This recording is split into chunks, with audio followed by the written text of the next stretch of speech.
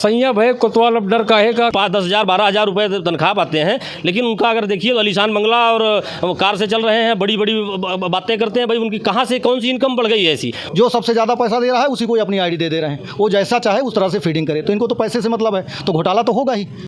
प्रतापगढ़ से बड़ी खबर है, जहां किसान सम्मान निधि में बड़े पैमाने पर फर्जीवाड़ा करके करोड़ों का घोटाला किया गया। अपात्रों को इसका लाभ दिया गया और तहसील के अधिकारियों और कर्मचारियों ने इस खेल से करोड़ों की संपत्ति बना ली। प्रधानमंत्री किसान सम्मान निधि योजना किसानों के लिए वरदान साबित हुई, लेकिन एक गैंग ने इस योजना में करोड़ों का फर्जीवाड़ा किया। खास बात यह रही कि गैंग का संचालन कुंडा क्षेत्र से होता रहा। तहसील के कर्मचारियों द्वारा किसान सम्मान निधि के पोर्टल का आईडी पासवर्ड मोटी रकम लेकर रेवड़ी की तरह बांटा गया। इसमें किसानों का पंजीकरण कराने वाले लोगों ने उनके साथ ही फर्जीवाड़ा कराने का अपना भी एक गैंग तैयार कर लिया। इस गैंग ने कुंडा तहसील क्षेत्र में 3,50,000 किसानों का पंजीकरण कर डाला। इसमें से 2 लाख ऐसे भी हैं जो पात्रता की श्रेणी में नहीं आते, मतलब जितने किसान तहसील क्षेत्र में हैं उनसे भी ज्यादा का रजिस्ट्रेशन कर दिया गया। इन अपात्र किसानों का पैसा अलग अलग बैंक खातों में ट्रांसफर कराया गया। वहीं दूसरी ओर पात्र किसानों से भी जमकर धन उगाही की गई। फर्जीवाड़ा गैंग की शर्त रहती थी कि किसान सम्मान निधि की पहली किस्त गैंग लेगा। गैंग द्वारा पंजीकरण के नाम पर भी मोटी रकम की वसूली की गई। ये सिलसिला 5 साल तक चलता रहा और फर्जीवाड़ा गैंग ने उन 2 लाख अपात्रों से करोड़ों की कमाई की। आखिरकार जब केंद्र सरकार ने फार्मर रजिस्ट्री कराना शुरू किया, मतलब खतौनी को आधार से लिंक करना शुरू किया, तो इस फर्जीवाड़े गैंग का बंटाफोड़ हुआ। लेकिन इसके बावजूद एसडीएम कुंडा और तहसीलदार ने इस मामले में कोई ठोस कार्रवाई नहीं की। वहीं सूत्रों की माने तो तहसील में कार्यरत अधिकारियों के चहेते संविदा कर्मी इस घोटाले के मुख्य सूत्रधार हैं। दूसरी ओर एसडीएम भरत राम का कहना है कि लगभग 2 लाख फर्जी किसानों का बैंक खाता बंद करा दिया गया है। फर्जीवाड़ा करने वालों को चिन्हित कर कड़ी कार्रवाई की जाएगी। इस पूरे घोटाले पर क्या कहना है अधिवक्ताओं का, सुनिए। अधिकारी को अधिकृत किया जाता है जिसके पास एक आईडी पासवर्ड होता है। अब ये अधिकारी, उस अधिकारी की सबसे बड़ी जिम्मेदारी तो उस अधिकारी की है कि उसके आईडी पासवर्ड का दुरुपयोग करके, बिल्कुल तहसीलदार की जिम्मेदारी बनती है कि भाई गरीब जनता, गरीब किसानों के पैसे को लोगों में बंदरबाट कराया जा रहा है। और तहसील प्रशासन इस पर, देखिए चलिए मैं मानता हूं कि एक बार गलती, वो कहते हैं कि ये गलती हो गई या हैक हो गया, मेरी आईडी हैक हो गई, लेकिन जिन अपात्रों को पैसा गया या जिन लोगों ने इस कार्य को संपादित किया, गलत कार्य में संलिप्तता जिनकी रही, उस पर आज तक तहसील प्रशासन ने न कोई जांच कराई, न कोई एफआईआर दर्ज कराई। लोगों को गुमराह करते रहे ये लोग। लगभग 15 दिसंबर से अधिकारियों द्वारा ये बताया जाता रहा कि भाई हम लोगों ने एफआईआर अज्ञात में करा दी है, लेकिन जब उसकी जांच की गई, उसकी जानकारी ली गई, तो उसमें भी ये पता चला कि किसी तरीके की कोई एफआईआर नहीं है।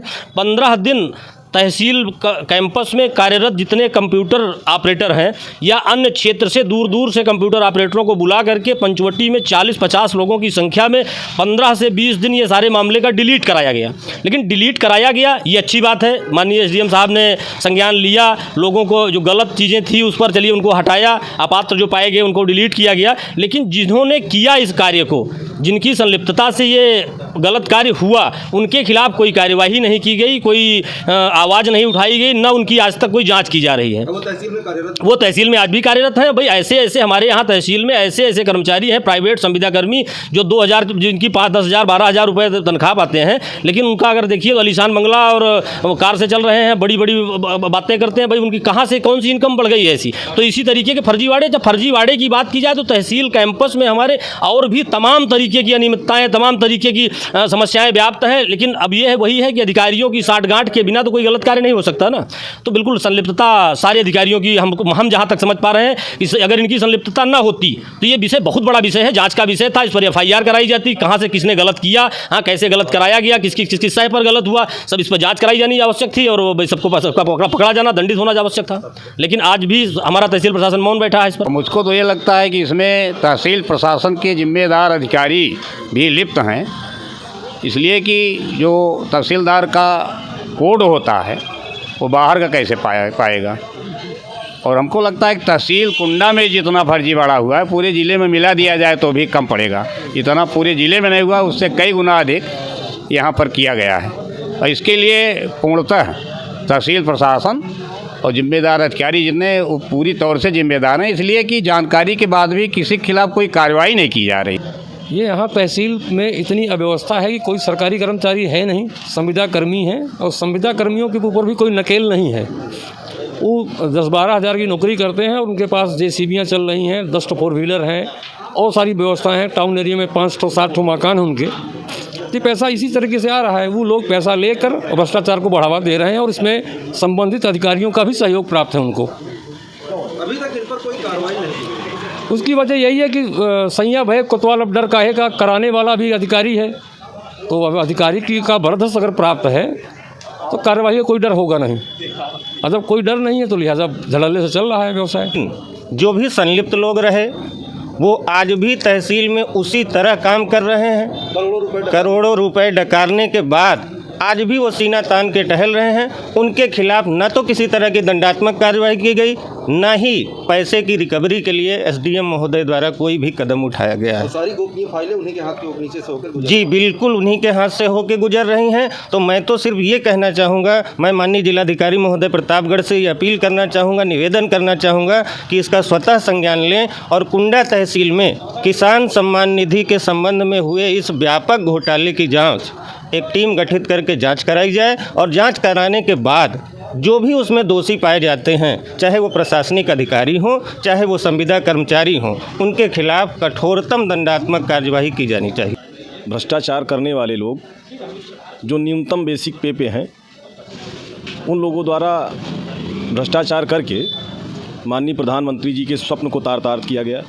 उन्होंने यह निधि संचालन किया है किसानों के सहयोग के लिए, लेकिन कुंडा तहसील में पूरे जनपद से ज़्यादा किसान हो गए एकाएक और तत्कालीन उप जिलाधिकारी महोदय ने उस पर बहुत बृहद जांच करके करीब 2 लाख लोगों को अपात्र घोषित किया। ये भी बहुत बड़ा कार्य है। सरकार द्वारा जो किसानों का कार्ड बन रहा है उसको बनवाने के साथ साथ उन्होंने 2 लाख अपात्रों को भी छांट कर बाहर कर दिया। इस प्रकार से कई करोड़ रुपए जो गरीब किसानों को मिलने चाहिए थे, इन भ्रष्टाचारियों ने लूट लिए। आईडी पासवर्ड इस तरह से लीक हो रहा है कि ये लोग अपनी आईडी बेच दे रहे हैं। जो इनको अधिक पैसा दे रहा है उसको ये अपनी आईडी दे रहे हैं। वो कितना पैसा दे रहा है, जो सबसे ज़्यादा पैसा दे रहा है उसी को ये अपनी आईडी दे रहे हैं। वो जैसा चाहे उस तरह से फीडिंग करे, तो इनको तो पैसे से मतलब है, तो घोटाला तो होगा ही। आम जनमानस जिसको मिलना चाहिए वो हैरान परेशान है। वो अधिकारी और कर्मचारी पूरी तरह से बिकाऊ हैं, इनको खरीदने वाला चाहिए।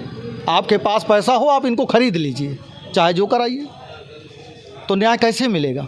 प्रतापगढ़ जिले की खबरों की लगातार अपडेट के लिए चैनल को सब्सक्राइब करके नोटिफिकेशन बेल दबाना ना भूलें। खबर अगर आप फेसबुक पर देख रहे हैं दोस्तों तो प्लीज पेज को लाइक करके शेयर जरूर कर दें। जय हिंद।